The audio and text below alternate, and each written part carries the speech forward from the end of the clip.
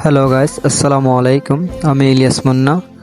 আজকে একটি তথ্য আপনাদের জানাতে চাচ্ছি, যেটি হচ্ছে যে গাঁট ছেড়ে দেওয়া। আসলে এই গাঁট ছেড়ে দেওয়ার বিষয়টা নিয়ে অনেক কল্পনা জল্পনা মন্তব্য অনেক কিছু আছে।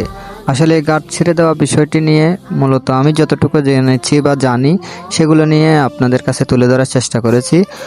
ঘাট ছেড়ে দেওয়া বিষয়টি হচ্ছে যে আমাদের কাপ্তাইয়ের এদিকে কর্ণফুলী নদীতে সাম্পানের মাধ্যমে নদী পারাপার হয়ে প্রতিদিন ফেরিঘাট, রায়খালী বাজার ঘাট, নারায়ণগিরি ঘাট, ডলুছড়ি ঘাট, চিতমারম ঘাট, কাপ্তাই জেডি ঘাট, রাঙামাটি সহ সকল কাপ্তাইয়ের লেক দিয়ে শত শত মানুষ নদী পারাপার হয়ে থাকে বিভিন্ন কাজে।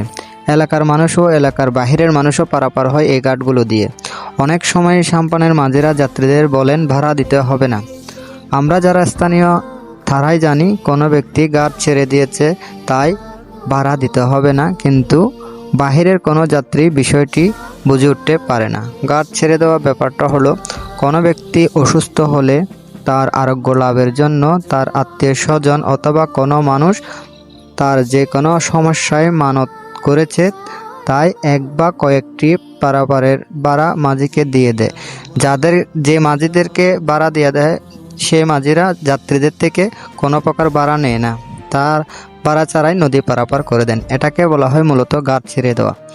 এই এলাকায় বহু বছর ধরে বিশেষত পাহাড়ি আদিবাসী সম্প্রদায়ের মানুষ কর্তৃক এই ঘাট ছেড়ে দেওয়ার প্রথা চালু রয়েছে। ঘাট ছেড়ে দেওয়া এটা বিশ্বাস থেকে করা হয়। কথায় আছে, বিশ্বাসে মিলাই বস্তু তর্কে বহুদূর।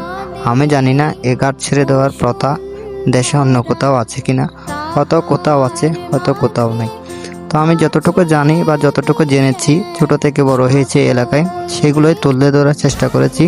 ভালো লাগলে কমেন্ট বক্সে মন্তব্য করবেন আর শেয়ার করতে ভুলবেন না। আসসালামু আলাইকুম রহমতুল্লাহি ওয়া বারাকাতুহু।